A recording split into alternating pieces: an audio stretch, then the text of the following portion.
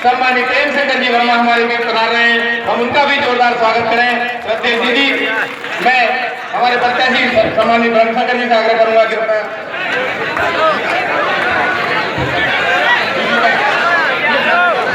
भैया साहब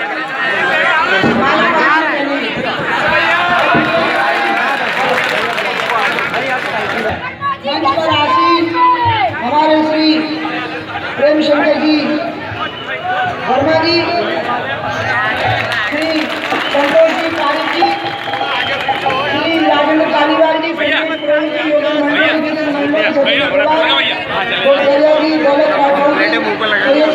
सत्यनारायण मोदी जी, भारतीय जनता पार्टी के सभी सम्मानीय पदाधिकारीगण तथा यहाँ पर उपस्थित माताओं बहनों एवं भाइयों, अपनी बात शुरू करने से पहले मैं आपको नमस्कार करती हूँ, प्रणाम करती हूँ।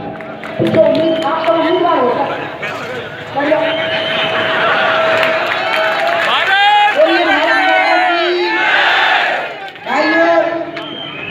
मैं प्रेम शंकर वर्मा के लिए जिद पकड़े थी कि मुझे वर्मा जी के लिए वोट मांग के रहूंगी,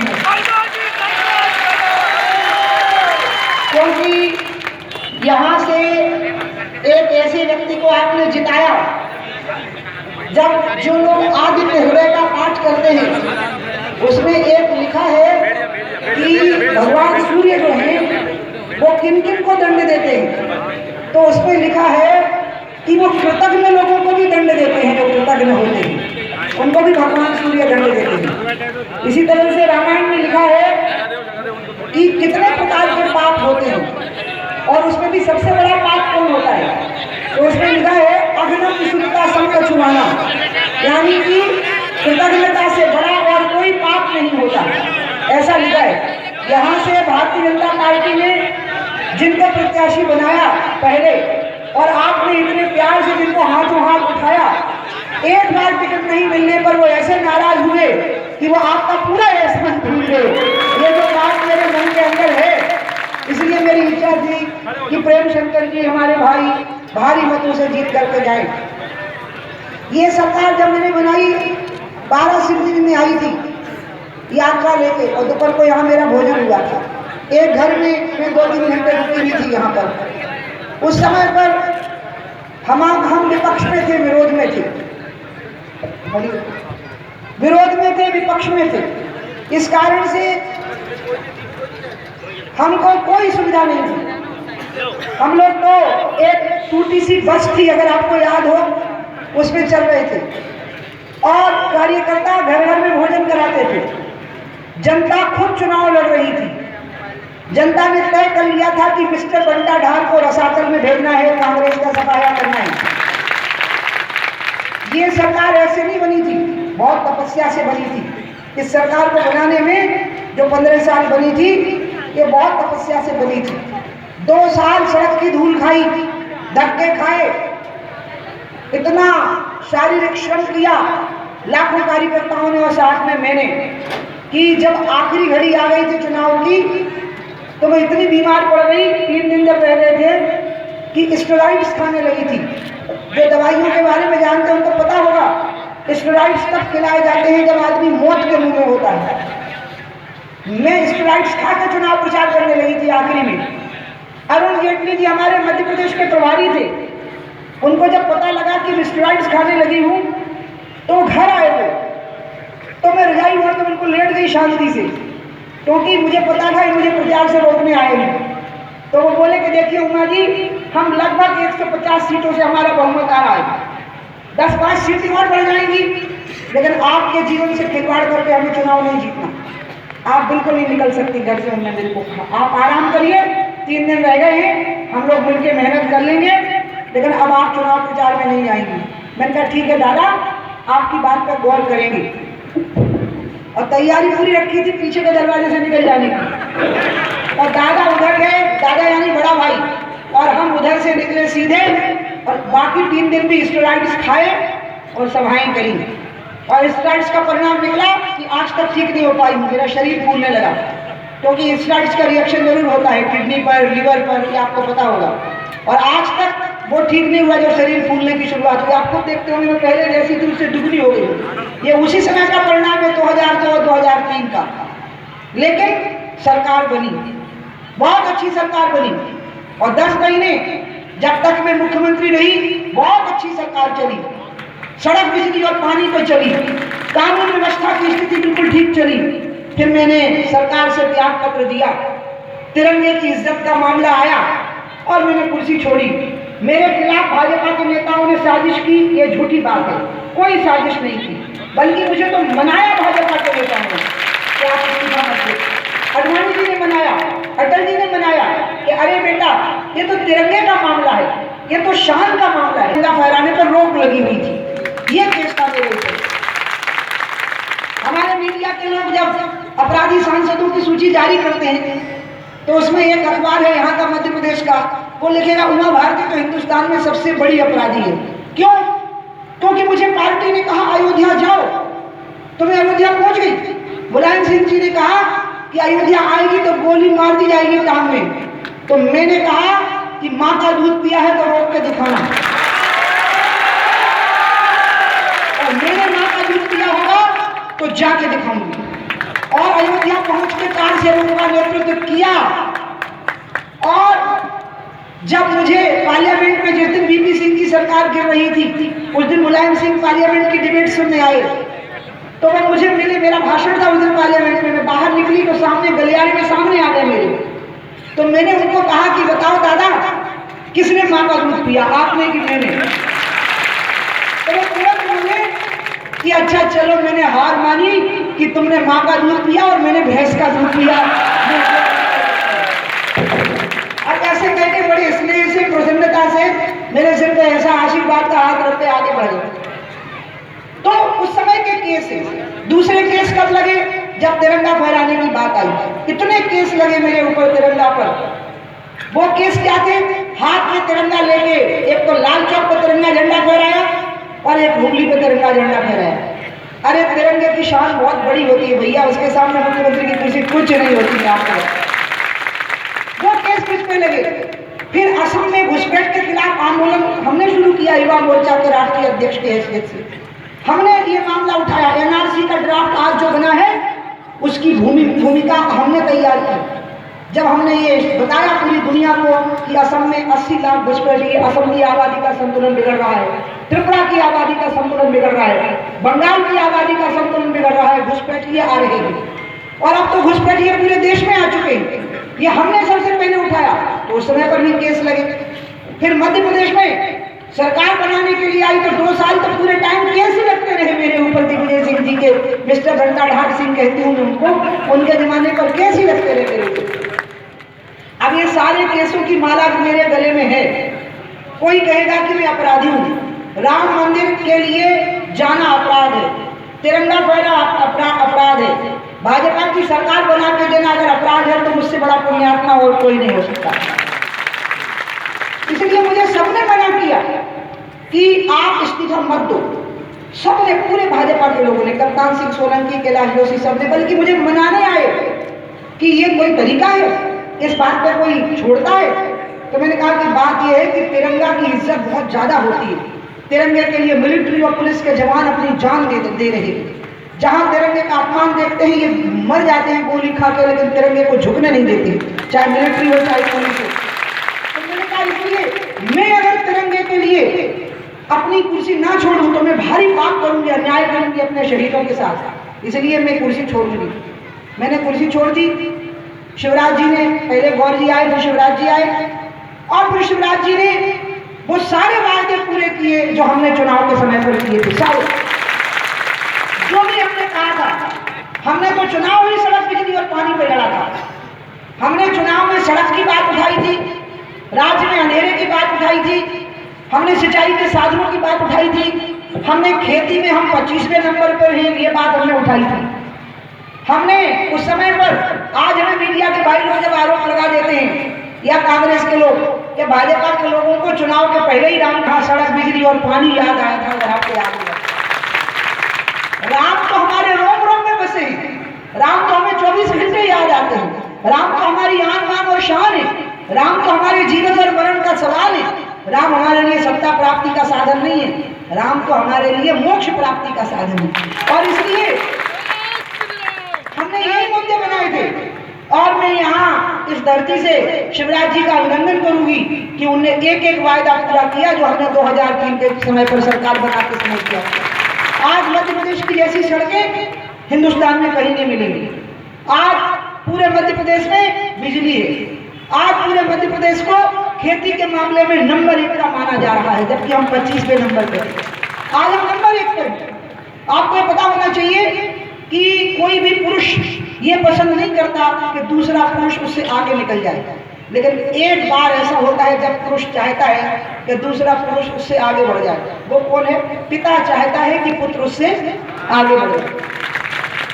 पहले गुजरात खेती में बहुत आगे था, आज मोदी जी गर्व से कहते हैं कि शिवराज जी मुझसे आगे निकल गए और वो गर्व करते हैं इस बात पर कि शिवराज जी मुझसे आगे निकल गए। आज खेती के मामले में मध्य प्रदेश ने अभूतपूर्व तरक्की की है। सड़क, बिजली, पानी का वायदा, खेती की ये तरक्की। और साथ में मैं माताओं बहनों को कहूंगी, आजकल लड़कियां घर से निकलने लगी हैं। पहले लड़की घर में रहती थी, पहले मायके में रही तो ससुराल में पहुंच गई, मायके में रही तो ऐसे रही और ससुराल में रही तो ऐसे रही। आंख उठाना ही नहीं, मायके में आंख नहीं उठाना और ससुराल में चेहरा दिखने की, तो वो सुरक्षित नहीं थी। लेकिन अब वो घर से बाहर निकली है, पंच, सरपंच, मिनिस्टर, चीफ मिनिस्टर बन रही है, डिफेंस मिनिस्टर बन रही है, घर से बाहर निकल गई है। अब वो एसपी बन रही, कलेक्टर बन रही, सिपाही बन रही, नर्स बन रही, डॉक्टर बन रही, इंजीनियर बन रही, बड़ी बड़ी कंपनियां चला रही, घर से बाहर निकली है। और क्यों नहीं निकलेगी? जरूर निकलेगी। हम और निकालेंगे उसको घर से बाहर और बड़ी बड़ी जिम्मेदारियां देंगे, कसम नहीं छोड़ेंगे हम महिला को आगे बढ़ाने में। तो जब घर से बाहर निकली तो उसके हमले बढ़ गए।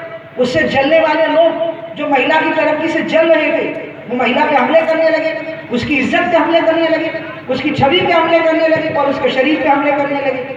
और ये खाली भारत में नहीं हुआ, ये पूरी दुनिया में हुआ है, पूरी दुनिया में। ये भारत में भी हुआ, लेकिन मध्य प्रदेश की धरती वो धरती है जहां शिवराज सिंह चौहान की सरकार ने इस एक्ट का प्रावधान किया। एकमात्र राज्य बना मध्य प्रदेश जहां 40 दिन के अंदर फास्ट ट्रैक कोर्ट में बलात्कारी को फांसी की सजा सुनाने का प्रावधान किया। इसलिए किसान, महिला, गरीब, बूढ़ा, कन्याएं, तीर्थ कन्या बूढ़े को कन्या की शादी के बोझ से पिताओं को मुक्त कर दिया, लड़कियों को पढ़ाई के पूरे अवसर प्रदान कर दिए और अंत में संबल योजना आई। मैं तो सोचती हूँ कि मध्य प्रदेश में कभी कोई पीएचडी करे इस बात को लेके कि मानवीय संवेदनाओं के साथ विकास का मेल कैसे होता है। विकास भी है और साथ में मानवीय संवेदनाएं भी। और इसलिए मध्य प्रदेश में अभी 15 साल और भारतीय जनता पार्टी की सरकार रहनी चाहिए। मैंने शिवराज जी को कहा कि शिवराज जी अभी एक वायदा में और किए देती हूँ मध्य प्रदेश के लोगों को, वो भी आप पूरा कर देना। तो उन्होंने मुझसे पूछा वो कौन सा वायदा है। मैंने उनको एक दिन फोन किया तो मुझे बोले दीदी मुझे आशीर्वाद दो। मैंने कहा मैं आपको आशीर्वाद देती हूँ विजय श्री का, लेकिन मुझे एक वायदा है मेरा, वो आप और पूरा करना मध्य प्रदेश के लोगों को। वो पुराना वायदा नहीं है। मैंने कहा वो नया वायदा है। बोले वो कौन सा है? मैंने कहा वो ये कि भारत में समृद्धि का जो आधार है वो खेती होता है। भारत की पहचान दुनिया में जब कराई जाती थी तो क्या बोलते थे कि ये धर्म प्राण कृषि प्रधान देश है, ये भारत की पहचान थी। महाभारत में लिखा है कि जब जम्मू द्वीप पे भरत खंडे का परिचय होता था तो क्या होता था, आप कौन से देश के हो? हम उस देश के हैं जिसको जो धर्म प्राण और कृषि प्रधान है, ये कहा जाता था। ये धर्म प्राण और कृषि प्रधान देश था। हम लगभग 60 साल तक उद्योग प्रधान देश बनाने की कोशिश करते रहे। अब हमारी समझ में आया है कि गांधी जी ही सही बोलते थे कि इसको कृषि प्रधान ही बनाना पड़ेगा, और जब ये कृषि प्रधान बनेगा तभी ये उद्योग में भी तरक्की करेगा। और इस दृष्टि से जहां कृषि की तरक्की होती है वहां समग्र तरक्की होती है, पूरी पैकेज में तरक्की होती है, क्योंकि कृषि सबको रॉ मटेरियल सप्लाई करता है। अच्छा, सरसों नहीं होगी तो तेल कहां से होगा बताओ? तिल्ली नहीं होगी तो तेल कहां से होगा? गाय को चारा नहीं मिलेगा तो घी कहां से होगा?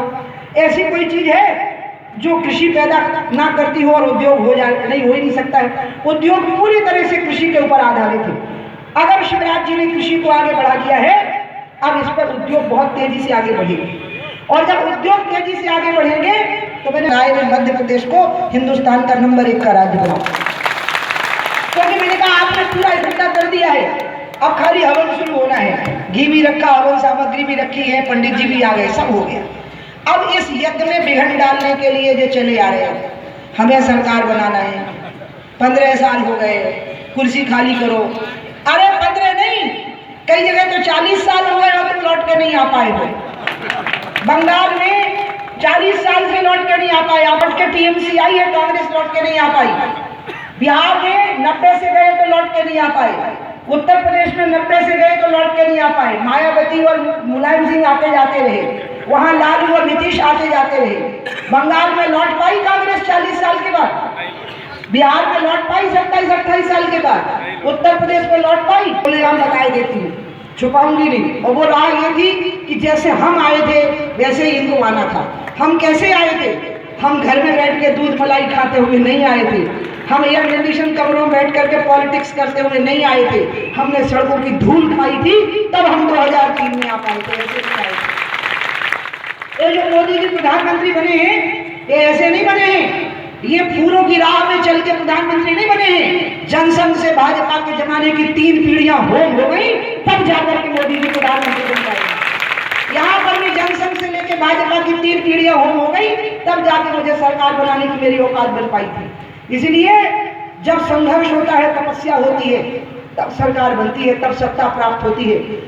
कितने केस बने हैं, यहाँ लोग बैठे हैं, कई तो जनसंघ के जमाने के बैठे हैं, इमरजेंसी में जेल में रहे 2.5 साल, जमानत नहीं हो पाई, घर परिवार बर्बाद हो गए। ऐसे बहुत लोग यहाँ होंगे, घर परिवार बर्बाद हो गए, इतने केस झेले, इतनी मार खाई, लाठी डंडे खाए, आंखें टूटी, हाथ टूटे, टांगें टूटी, केस झेले, बर्बाद हो गए, व्यापार खत्म हो गए, खेती खत्म हो गई। ऐसी ऐसी तपस्या करी। मुझे ये जो 3-4 नेता हैं कांग्रेस के जो अचानक आ गए हैं, उनसे मुझे पूछना है, तुम में से किसी की टांग टूटी? तुम में से कोई जेल गया? तुम में से किसी की आंख फूटी? तुम में से किसी ने लाठी डंडे खाए? तुमने तपस्या करी? तुमने संघर्ष किया? नहीं किया तो अब कुछ नहीं हो सकता तुम्हारा, अब तुम यहाँ लौट के नहीं आ सकते। हमें गालियां देने से नहीं होगा, मोदी जी को गालियां देने से नहीं मिलेगा कुछ, हमें गालियां देने से कुछ नहीं मिलेगा। शिवराज को गालियां देते समय ये खबर नहीं रहती है कि कौन से मुख्यमंत्री का बेटा है और कौन से मुख्यमंत्री के बेटे का नाम लेना। इसी से समझ में आ जाता है कि दिल में जलन कितनी है, दिल में तकलीफ कितनी है, इनके कांग्रेसियों के दिल का कष्ट कितना है। और इसलिए ये विकास का यज्ञ है जो चल पड़ा है, इस यज्ञ में विघ्न करने वाले जो लोग आए हैं, खदेड़ दीजिए इन सबको मैदान में। तो विकास का यज्ञ जो चल पड़ा है, और भारत को दुनिया का नंबर 1 का देश बनाना है, और भारत में मध्य प्रदेश को नंबर 1 का राज्य बनाना है। मोदी जी भारत को दुनिया में नंबर 1 का देश बनाए और शिवराज जी मध्य प्रदेश को भारत में नंबर 1 का राज्य बनाए। हर मामले में प्रति व्यक्ति औसतन आएंगे। ये विकास की यात्रा है जो अभी आपको चलानी है। और इसलिए भाई प्रेम शंकर वर्मा जी हमारे उम्मीदवार बने। प्रेम शंकर जी ने मुझे जिस दिन में सीताशरण जी का फॉर्म भरवाने आई तो प्रेम शंकर जी ने कहा कि दीदी आ जाना। अब मैं उस दिन आ नहीं पाई, अब आज आई हूँ। तो अब आज आ गई तो आपके बीच में अभी कुछ लोग खड़े हो गए थे, वो ठीक खड़े हो गए थे। मैंने तो मेरा तो स्वभाव ही ऐसा बोल देने का, बुरा नहीं मानना। हाँ सच्ची बता रही मैं, क्या है? हाँ लोग प्रेम शंकर जी कह रहे कि दीदी आप आज आ गई तो और अच्छा रहा। चलो अच्छा, मैं कारण भी बताती हूँ कि आज आना अच्छा क्यों रहा। मैं बीच में चली जाती हूँ 1-2 दिन के लिए, कार्यक्रम में मंत्रालय के उसमें जाती हूँ। अभी मैं हिमालय गई थी कार्तिक पूर्णिमा के दिन, क्योंकि वहाँ बहुत बड़ा कार्यक्रम था, स्वच्छता सम्मेलन था। वहाँ पर बहुत बड़ी संख्या में 10,000 स्वेच्छाग्रही इकट्ठे हुए थे। पूरा उत्तराखंड ODF हो गया है, मध्य प्रदेश भी ODF घोषित होने ही वाला था कि आचार संहिता लग गई, और अब ODF प्लस में हम आने वाले थे यहाँ पर।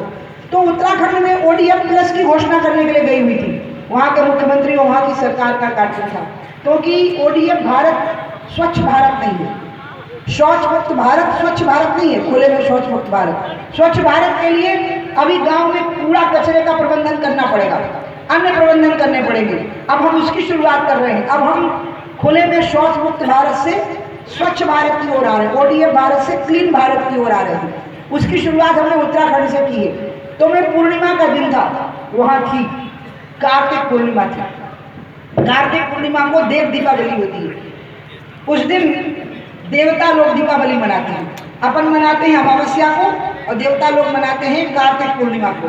क्योंकि भगवान कार्तिक जो थे वो असुरों के युद्ध में, असुर के युद्ध में असुरों के खिलाफ खड़े हुए थे और देवताओं के जनरल बने थे, वो आर्मी के हेड बने थे, देवताओं की आर्मी के। शंकर और पार्वती के पुत्र थे, उनमें शिव और शक्ति का मेल था। शिव और शक्ति का मेल जिसमें हो जाए उसका मुकाबला नहीं हो सकता, इसलिए शिव जी के ब्याह के लिए उनको मजबूर किया था देवताओं ने, ताकि विवाह हो और तारक असुर को मारने के लिए पुत्र जन्म ले।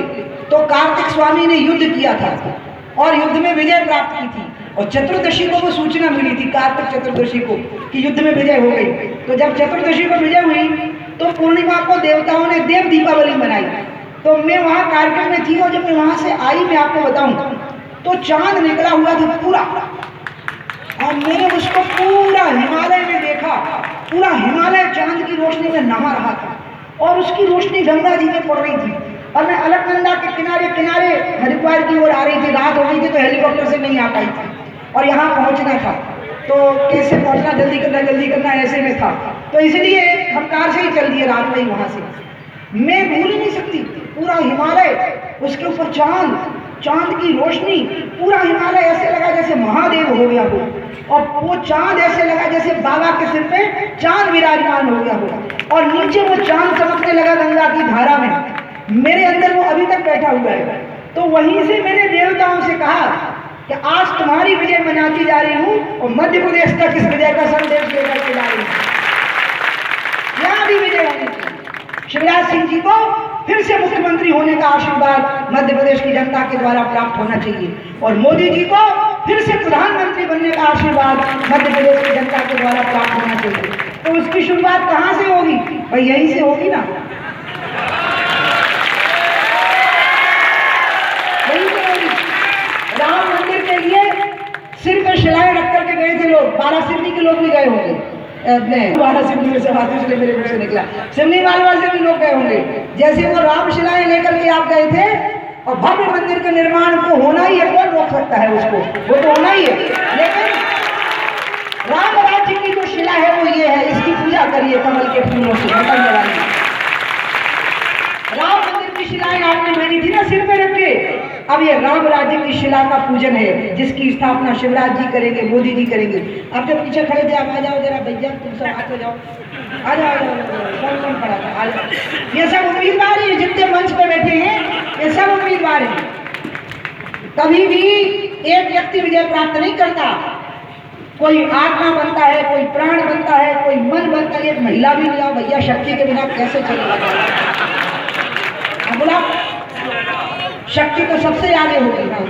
या देवी सर्वभूतेषु मातृरूपेण संस्थिता नमस्तस्यै नमस्तस्यै नमस्तस्यै नमो नमः। देवी के आशीर्वाद के बिना कैसे होगा? इसलिए देखिए, सभी लोग जो लोग आज यहाँ खड़े हैं, ये सब प्रेम शंकर वर्मा को विजयी बनाने के लिए यहाँ खड़े हैं। हमारे जनशक्ति से उम्मीदवार थे सत्यनारायण जी, कहाँ हैं? हे सत्यनारायण भगवान,